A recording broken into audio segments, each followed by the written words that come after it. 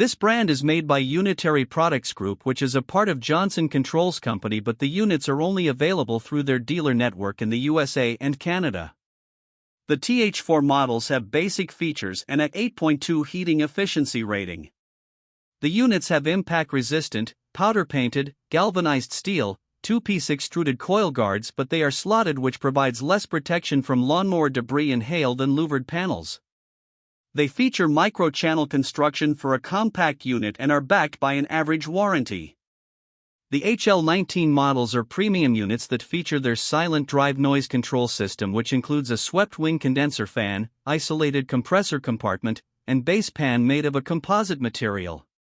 They also use demand defrost for more efficient operation, as a defrost cycle is only initiated when it is really necessary. They have a 10 HSPF heating efficiency, and the warranty is very good when the units are installed as a matched system. The HL20 models are ultimate heat pumps featuring variable speed fans and compressors, as well as a compressor blanket for very quiet operation. They have a climate sync feature that allows the installing contractor to quickly fine-tune the equipment to match the climate where the equipment is installed. Their Charge Smart feature allows an installing contractor to quickly and accurately install and charge the HC20.